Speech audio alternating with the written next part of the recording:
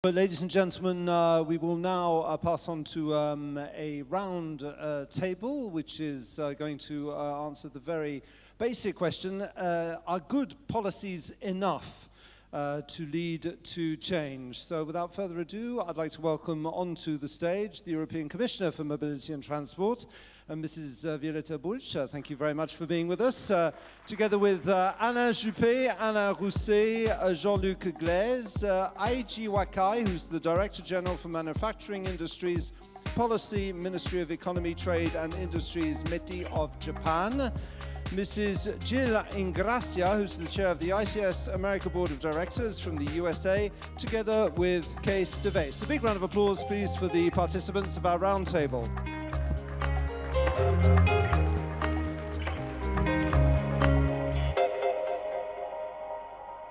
Thank you very much indeed. It doesn't, wherever you feel comfortable, please take your seats wherever you would like to.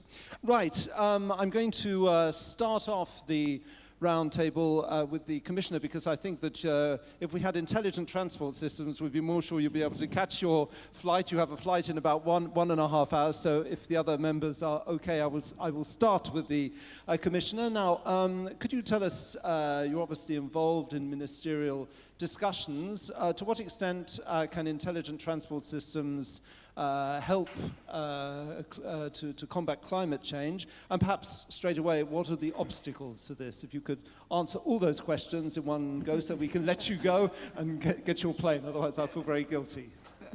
Thank you very much, and hello to everyone. It's a quite impressive community that has gathered here. And of course, we are very much driven by hope that ITS will help us to achieve one of very important parts of Juncker's Commission's agenda, which is decarbonization.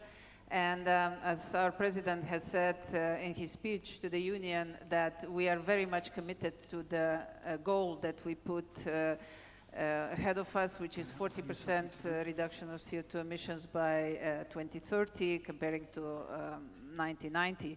So knowing that 24% of that, of all the CO2 emissions in Europe come from transport, and especially over 70% come from road mode, of course, we are very motivated to find the ways how to, of course, ensure that the agenda is met and that we really contribute some valuable changes into environment in a positive sense.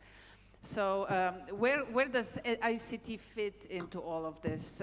European Commission is very much devoted into cooperation with all stakeholders, and most of them are here today, with member states, with companies, with NGOs, in order to find the best way how we can play the role through frameworks and standards, because that's what our goal is.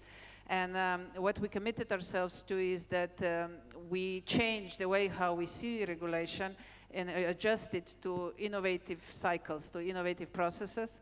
So instead of waiting until the new solution comes to the market, we are engaging now with the industry, with the service industry and manufacturing in the early stages of the innovation cycle in order to recognize what are the needs, how can we serve best with our regulatory framework to enable, of course, decarbonization with ITS, for example, and not be an obstacle. What we are seeing is, of course, there is a lack of some sort of architectural framework within which transport operates.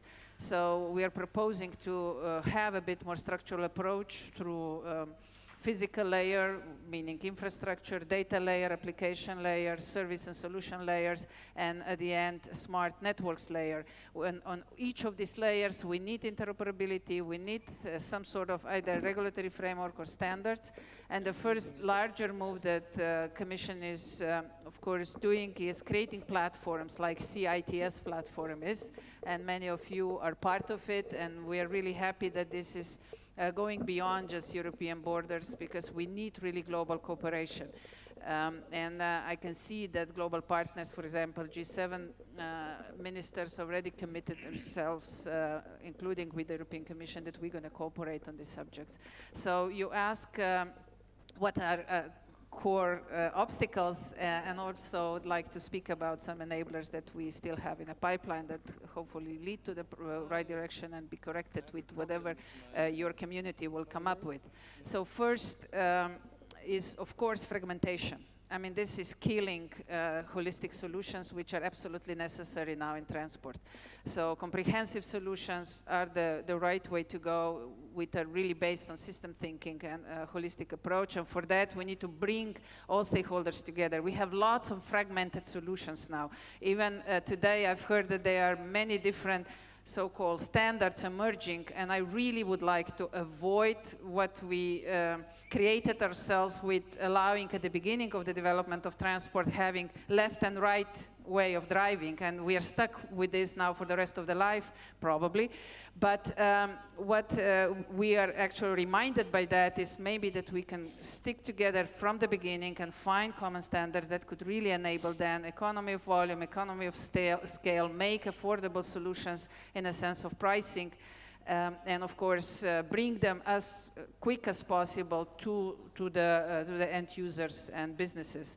So in that respect, I'm encouraging, trying to activate as a integrator myself and with my teams to really work on this together. Yeah. So how we are encouraging that directly, we have tools for that, especially, of course, attractive tools are financing tools, and we have two right now, actually three. One is the R&I. Grants and hopefully some rewards as well in the near future. And that is really important for boosting the research and innovation. The other mechanism is CEF mechanism, Europe, which is for the deployment side. Europe created so-called TEN-T network, which are 9 core corridors that are creating the backbone, transport backbone of Europe. And we are now already almost in the second call, which will bring another 7.5 billion euros on the top of 13.1 billion euros that has been already allocated, which altogether generates at least twice, hopefully 3 times as much investments in Europe altogether. So these are enablers, and ICT has an important piece of that pie already, but I hope that with the concrete results, and we will be encouraged to look for new financial mechanisms, first one being EFSI, or so-called Juncker's plan, which brings private investors on board, and they are very much interested in investing in ICT in transport as well, and that hopefully will then, with the traffic efficiency, with better driving behavior, with new emerging services like sharing economies offering, we will really contribute largely to decarbonization as well. And I'm a true believer in ICT, so I grew up with that. That's my background, and I can see really great opportunities there. And I know that the vision that the president introduced at the beginning, if I understood correctly, electricity, automation, and service as a mobility, those are the 3 drivers that will come together and also largely contribute to decarbonization. Is it easy to get private investors on board or not? No, it's not easy because first of all, they're not used to entering transport world, but we're trying our best presenting a right pipeline of projects that are attractive enough, that they have a very stable revenue streams, that are very predictable, but at the same time, what transport is challenged by is so fragmented regulatory framework, which is not always very transparent to investors. So this is another thing that we are now working on very closely with member states to ensure that regulatory frameworks are transparent and that they are really predictable environments for investors, to private investors that come in, especially the institutional investors. So yeah, I'm positive, and I know that with your help that we can engage together, and this is a great opportunity. It really is. I know that after engaging ITC in transport, we will not only become greener, but we will see in about 10, 15 years a completely different transport environment that we see today. Okay, Madam Commissioner, I think you've got a plane to catch, so you don't want to miss it, but thank you so much. I think we were very touched that you should come and participate today and on this roundtable. Thank you very much indeed. Thank you very much. Thank you. All the best. Thanks. Thank you very much. As the Commissioner is quickly hurried away so that she can get her plane back to Brussels. Alain Juppé, English or French, which would you prefer? Vous avez le choix. You have the choice.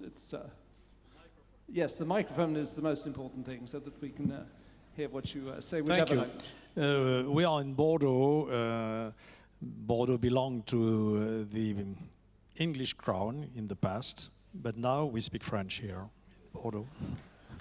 Merci pour la pique. Il y a beaucoup d'Anglais très sympathiques qui habitent à Bordeaux, c'est ce que j'ai compris. Bonjour à eux s'ils sont dans la salle.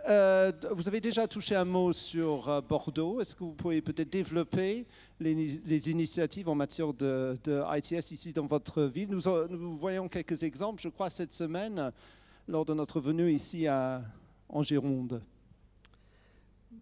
Bordeaux et sa région, mais Alain Rousset et M. Gleis y reviendront tout à l'heure, a beaucoup d'atouts dans le domaine des transports intelligents. D'abord, nous avons des filières industrielles porteuses d'innovation. Si je vous dis aéronautique, vous allez me répondre Toulouse. Il y a aussi Bordeaux en matière spatiale, de défense, Thales, Airbus, Dassault.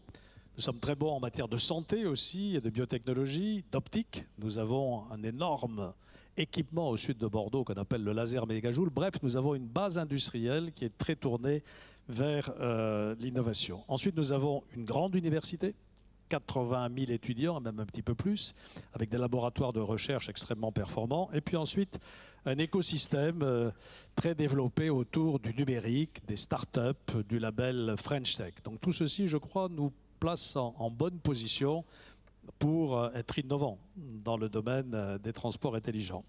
Alors, moi, ce qui m'intéresse en tant qu'élu local, c'est de vous parler de ce qu'on fait concrètement.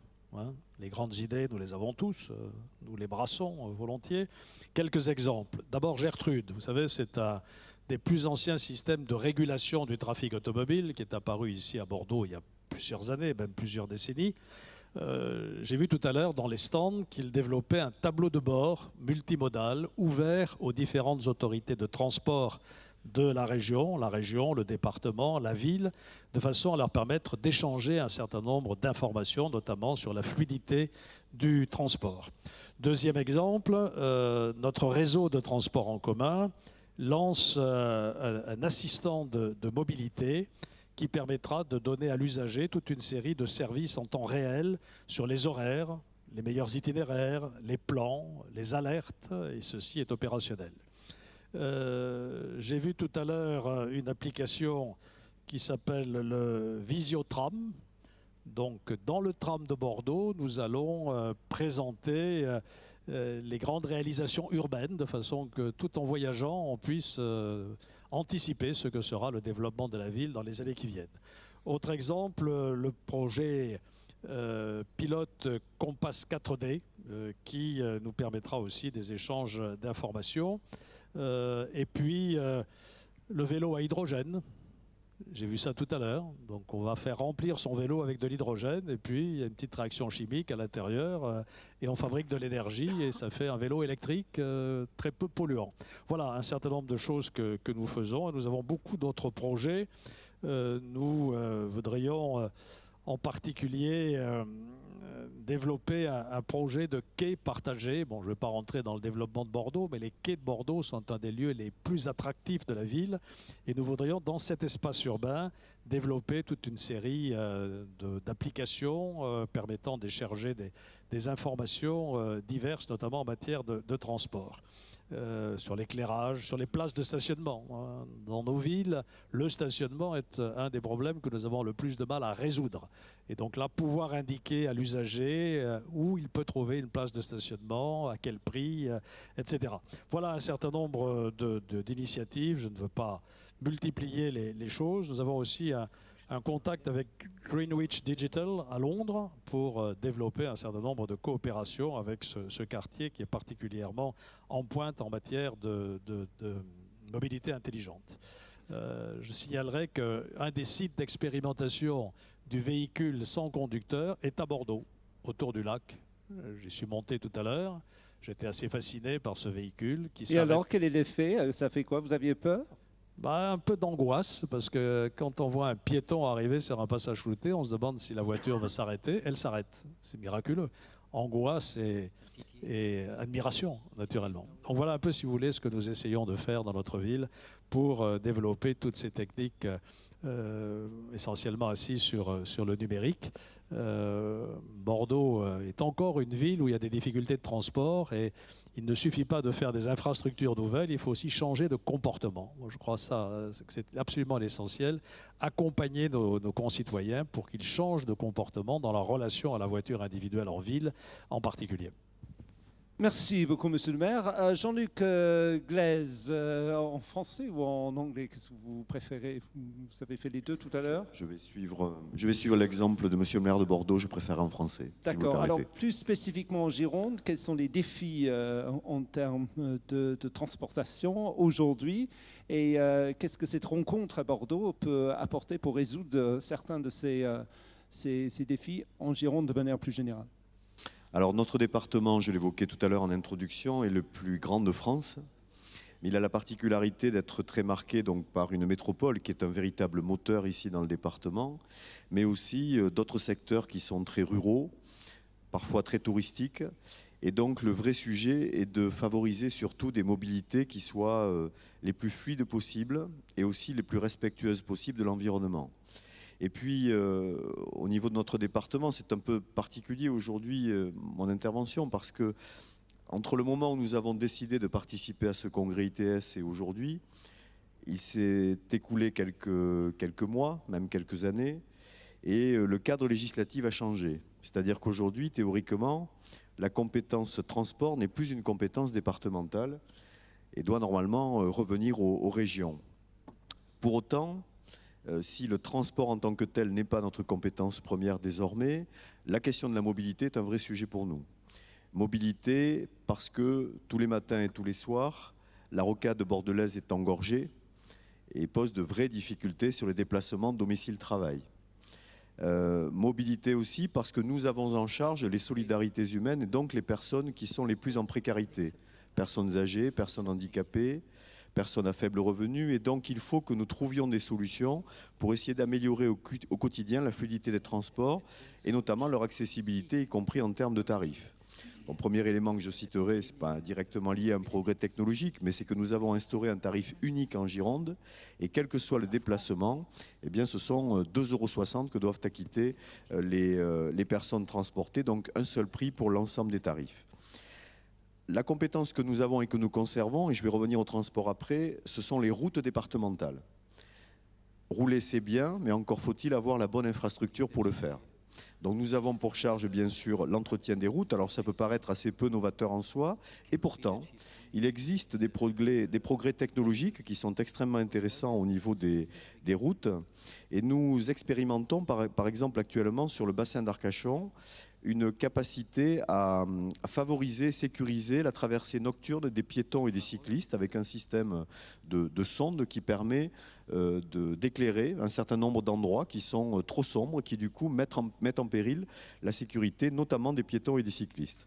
Mais nous avons aussi des systèmes qui nous permettent de mesurer la température au cœur de la voie elle-même, du bitume, pour en hiver adapter le traitement de dégel que nous allons mettre en place sur la voie. C'est important parce que si le traitement n'est pas adapté, nous prenons le risque que la voie se dégrade beaucoup plus rapidement. Donc le fait de pouvoir calculer à 30 ou 40 cm de profondeur de la voie la température est important parce qu'il nous permet d'adapter ainsi le traitement de la façon la plus juste. Je peux juste vous poser une question parce que c'est la question que tout le monde se pose. C'est pas extrêmement cher de faire ce genre de choses, c'est très bien, mais de mettre des senseurs partout sur les routes, une question de prix.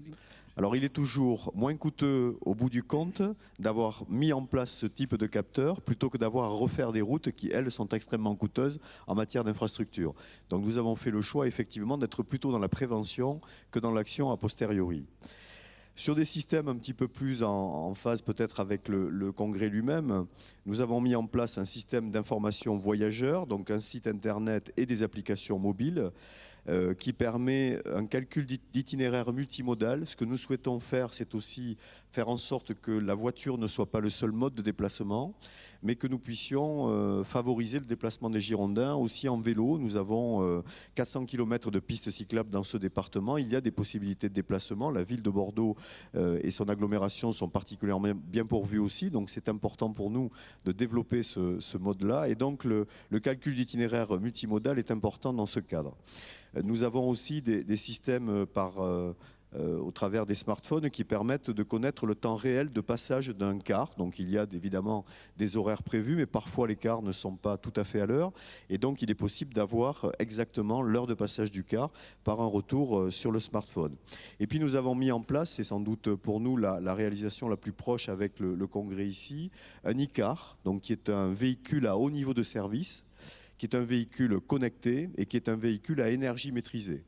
Connecté, Wi-Fi, téléphone. Nous avons 2 lignes aujourd'hui qui sont équipées dans ce département avec ce type d'équipement de car et qui sont très fréquentées d'ailleurs. Et une motorisation qui est économe en carburant et donc qui est respectueuse aussi, moins polluante, respectueuse de l'environnement.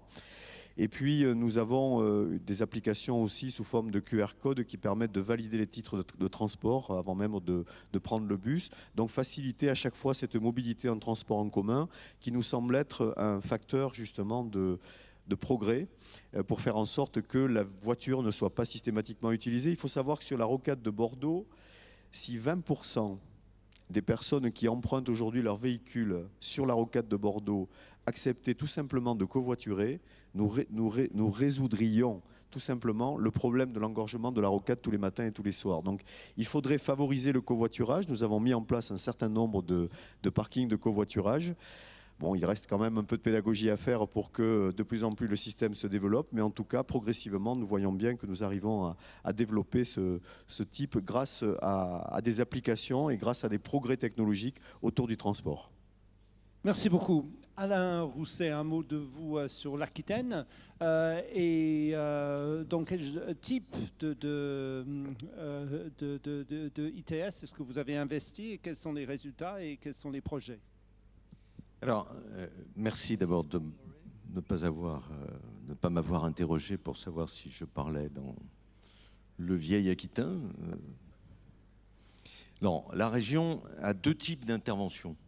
Elle a une compétence sur les transports intercités.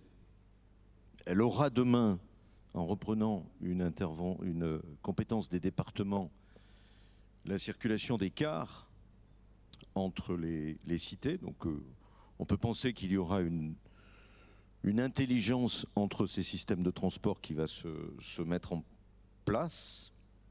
Elle a aussi comme compétence tout ce qui est développement économique, recherche, transfert de technologie.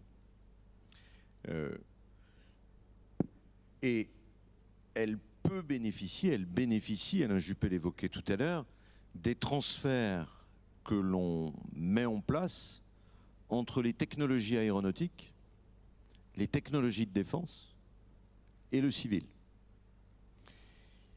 Ainsi, nous avons installé d'ailleurs l'avion électrique à côté de l'aéroport de Pau, conçu par une petite entreprise de Charente, développée à Bordeaux et qui va se mettre en place en Béarn. Autre type d'exemple, la pollution aéronautique dans les villes ou venant des avions dans les villes, c'est le roulage des avions. Quand vous faites rouler un avion sur un tarmac, il se propulse par ses réacteurs. Les entreprises et les laboratoires ont mis en place un dispositif, c'est une entreprise d'Aquitaine qui se trouve à côté de Pau d'ailleurs qui l'a fait, un système de roulage électrique. Et nous sommes en train de travailler avec des entreprises comme Turboméca qui fabriquent les moteurs d'hélicoptères aux moteurs hybrides. Parce que la consommation et donc la pollution est lorsque nous sommes en poussée, lorsque l'avion est en poussée. Si nous avons un système hybride à la fois électrique et en même temps de propulsion thermique, nous divisons considérablement la pollution des avions.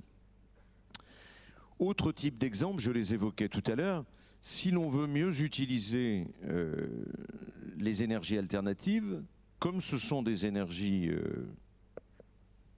qui ne sont pas comme le solaire, vous n'avez pas du solaire la nuit, hein, ce sont des énergies aléatoires, il faut donc qu'on stocke l'énergie. Or, le système de stockage de l'énergie aujourd'hui est un système qui n'est pas très performant, qui est un système qui est très lourd. C'est pour ça qu'on a installé avec Hydro-Québec, et c'est la région qui finance la partie recherche, une équipe de recherche sur les batteries du futur. De la même manière que si l'on veut développer à l'échelle de la région ou à l'échelle d'une ville les véhicules électriques, il faut des bornes de recharge rapides. Vous n'allez pas attendre même 20 minutes, 3 quarts d'heure pour recharger votre batterie. Il faut qu'on puisse recharger cette batterie en 3 minutes. Alors la négociation est un peu difficile avec ERDF qui a peur qu'on tire sur le réseau. Sauf que si vous mettez un système de stockage qui est régénéré, nous travaillons avec Grenoble dans ce domaine-là, eh bien nous le réglerons, et Hydro-Québec se trouve être une des grandes sociétés internationales à être le plus efficace. Ensuite, il y a tout ce qui concerne la réalité augmentée. Je parlais de la défense tout à l'heure. Lorsque vous roulez avec la pluie, le brouillard, la nuit, dans une route des Landes avec un risque de voir un sanglier ou un chevreuil passer, il y a des systèmes qui vous permettent d'augmenter votre vision et donc d'éviter ces accidents. Donc ça, ce sont des technologies et vraiment, en Aquitaine, on fonce Qui se littéralement. repose sur quoi? C'est quoi la technologie? C'est l'infrarouge, c'est quoi? Non, non, c'est un système avec des vitres particulières, un système d'éclairage particulier qui vous permet de briser le brouillard, les gouttes d'eau du brouillard. Ça existe pour les commandos quand ils sautent derrière les lignes ennemies. D'ailleurs, nous avons même créé un salon entre les PME et les forces spéciales parce qu'il y a souvent des choses cohérentes dans ce domaine-là.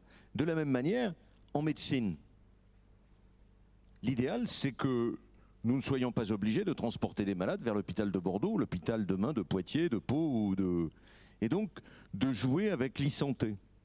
Et donc de développer des possibilités, de communication à travers le numérique et la réalité augmentée avec le médecin de campagne et le médecin Et il se trouve que l'Aquitaine a 50% des entreprises d'e-santé de France.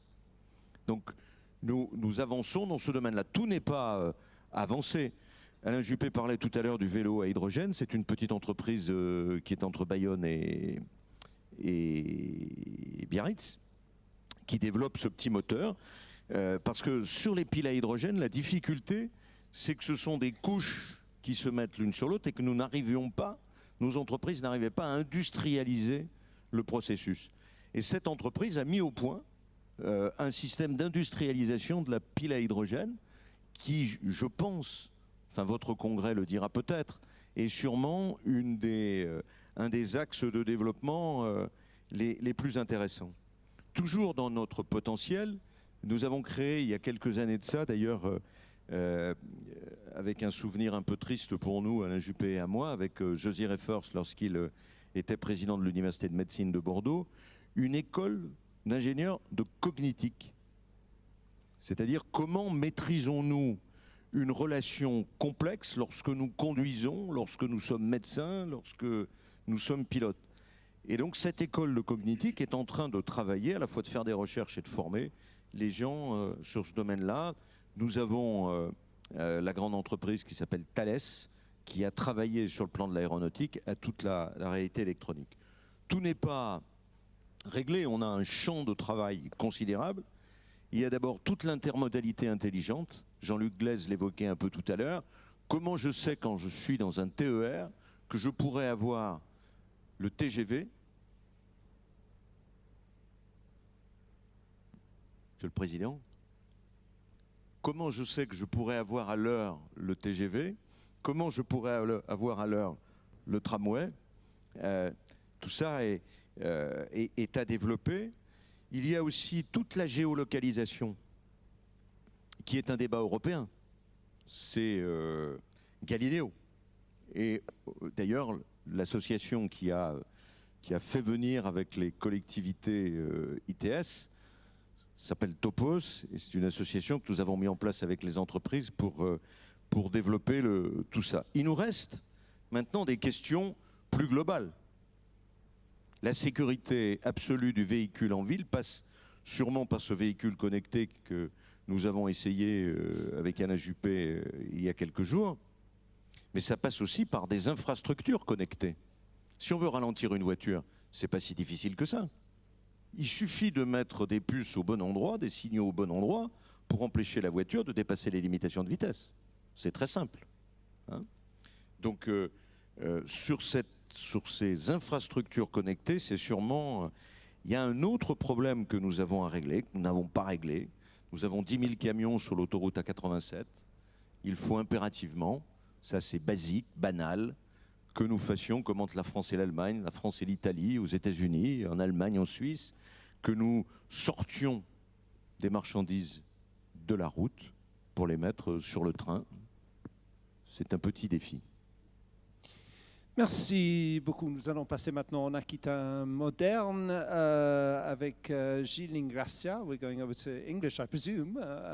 Yes, okay, right. Jill from ITS America, which is the counterpart of Ertigo for the Americas region, the largest organization dedicated to advancing research and development and deployment of ITS to improve the nation's surface transportation systems. Perhaps you can tell us a little bit about ITS and also about communication issues, if you could talk about those, because they're obviously what make people adhere to these different projects. Yeah.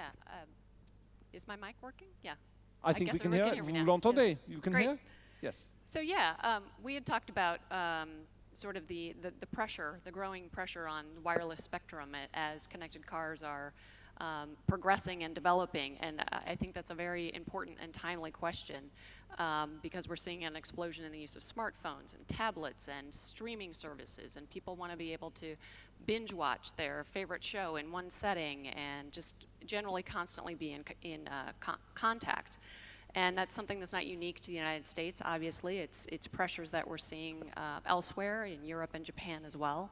I believe there's also efforts in those areas to look at shoring up additional spectrum for Wi-Fi uses. So I can speak a little bit to the US experience. And by way of a little bit of background, in 1999, the US Federal Communications Commission set aside a segment of the 5.9 gigahertz band for ITS safety applications based on dedicated short-range communications. And that has essentially served as the platform for the US Connected Vehicle Research Program. They also, in 2013, established licensing and service rules for DSRC.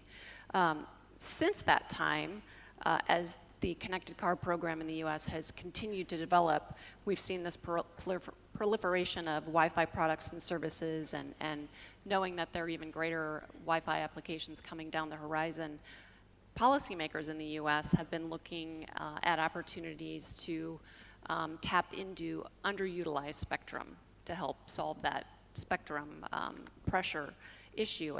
And so since 2013, we've seen a few developments. We've seen action by the US Congress to request an examination of potential wireless spectrum sharing. And the Federal Communications Commission as well in 2013 proposed opening up the band to sharing for Wi-Fi. ITS America and others, AAA, which is the organization I'm with, and many others in the industry have expressed concerns about that, the potential interference that might come about, and the risks to V2V, V2I, V2X from unlicensed devices operating in that same band. And we have felt that real-world testing and objective evaluation of the implications and the ability of sharing should really drive the policy, not pressures to share.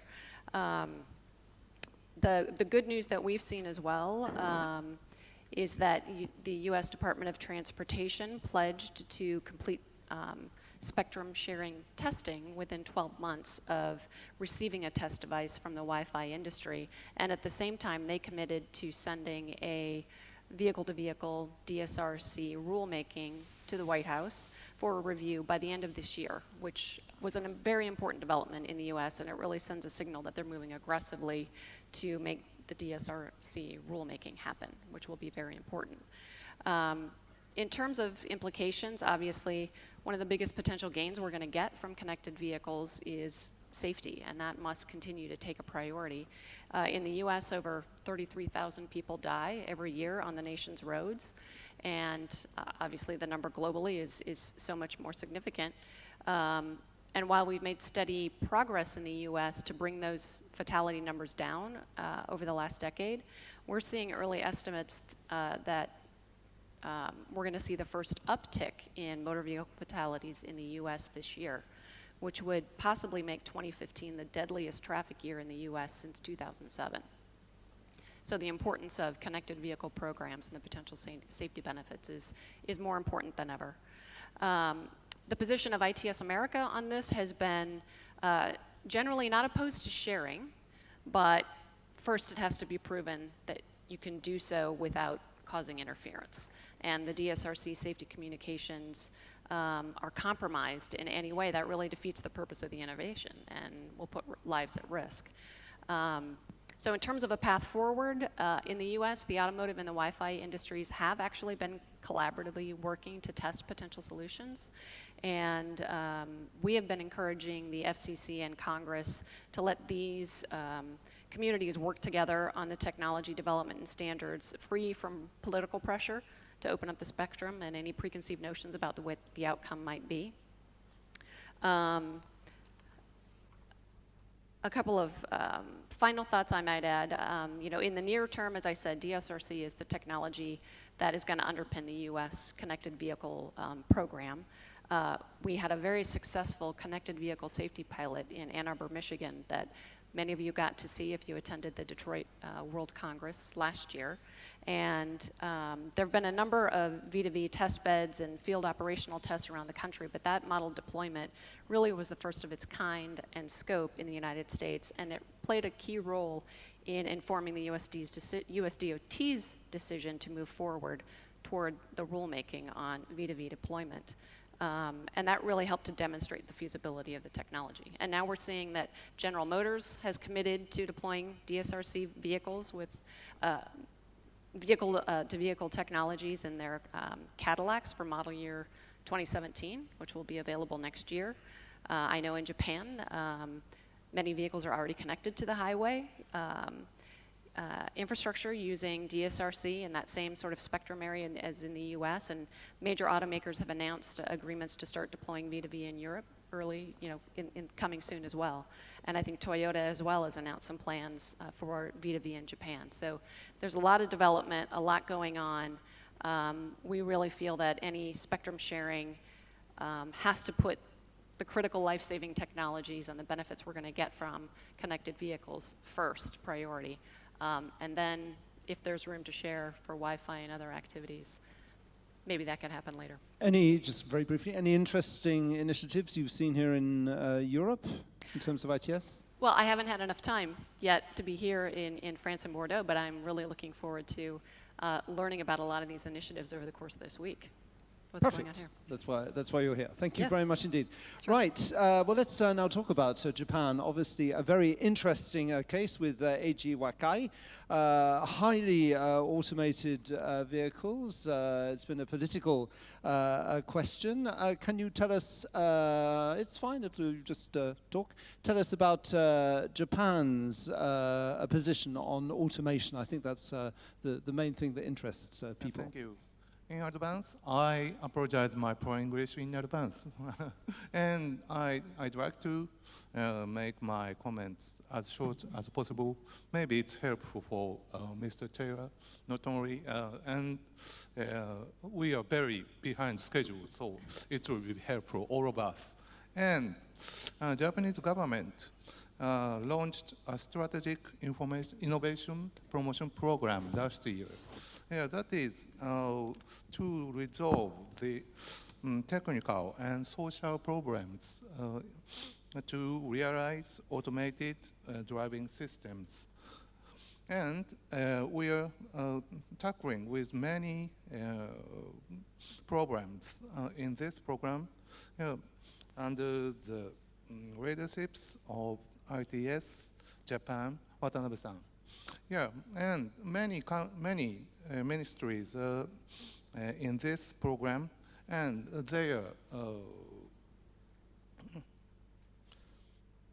and they're tackling with each objectives and reducing traffic fatalities and cutting CO2 emissions. Yeah, and maybe I'd like to ask all of you in this hall to see the Japanese private companies exhibition.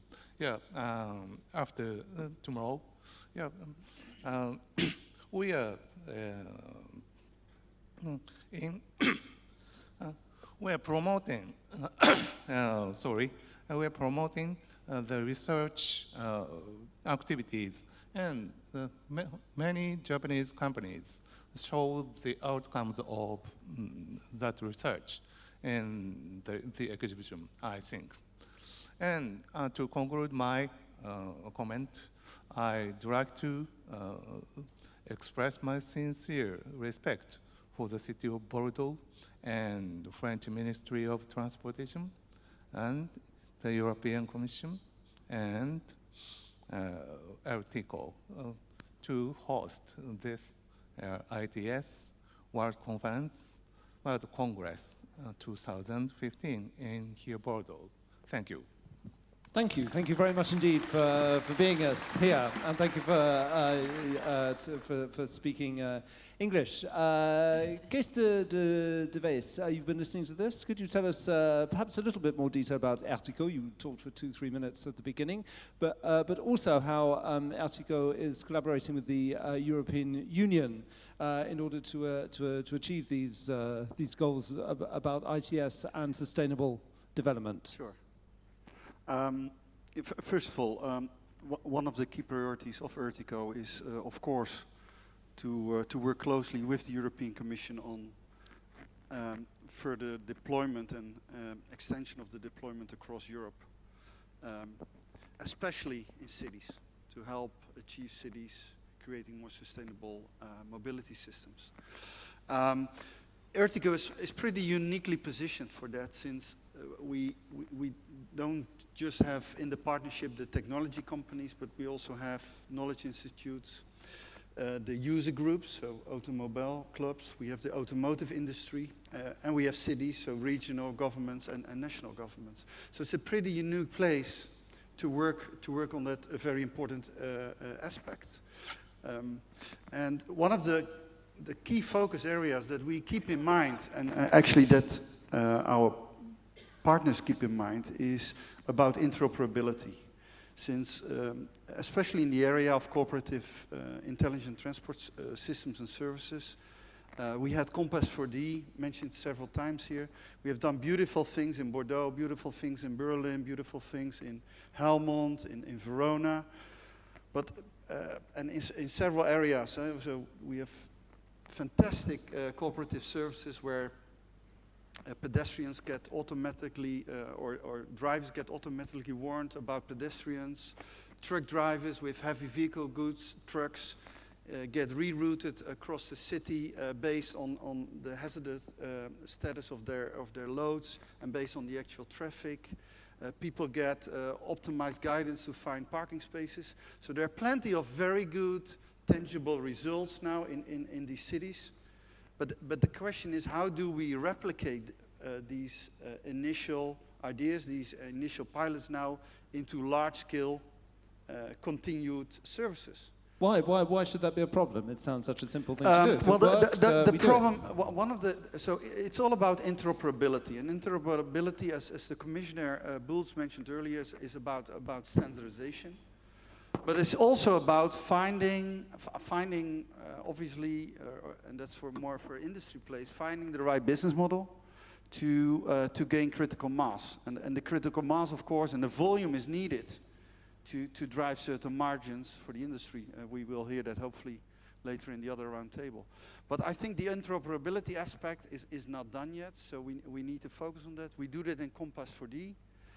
We focus as the partnership on the Mobility as a Service initiative that was launched in Helsinki last year, and that will now hopefully gain more momentum in more cities. And last but not least, we strongly support the Dutch presidency. As you know, the Dutch presidency will start 1st of January 2016.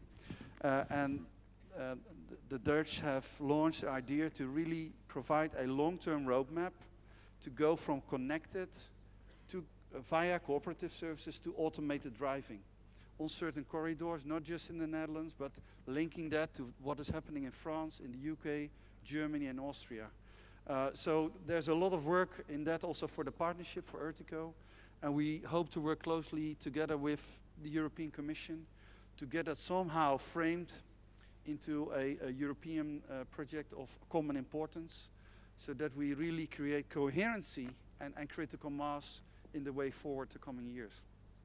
So that's what we try to do as Urtico, and as previous speakers have mentioned already, it's all about collaboration. You know, if there's no single entity that can claim that this will happen, so we need each other. Okay, perfect. There's 40 seconds left. Excite us. Tell us about the most exciting ITS thing you've seen. Donnez-nous un exemple de quelque chose qui vous a excité dans le domaine de l'ITS récemment, dans les 20 secondes maintenant qui nous restent. Do you have a particular example of something that you've seen recently which you think, wow, that's going to change transport in the future? Well, yeah, I mean, I think back to the World Congress in Detroit last year and being able to participate in a lot of the demonstrations and seeing the like vehicle-to-pedestrian technologies that are going to allow vehicles and pedestrians to communicate, and so the V2X type technologies that I think are going to make significant improvements, and if we can get things on phones, communicating with cars, most vulnerable road users are going to be protected. Est-ce que vous êtes aussi excités, messieurs les francophones? Moi, je dirais le véhicule intelligent, parce que j'ai eu l'impression de retomber en enfance et de retrouver l'époque où je lisais le journal de Mickey, où on a imaginé la ville du futur. On voyait Mickey dans ces villes du futur avec ces véhicules qui fonctionnaient tout seuls. Je trouve que cette capacité aujourd'hui à produire un véhicule comme celui-ci qui fonctionne, un prototype, laisse envisager ce que pourrait être la circulation, le transport demain. Voilà, je trouve que ITS, c'est une porte ouverte vers l'imagination du transport. Merci. D'autres exemples? Oui.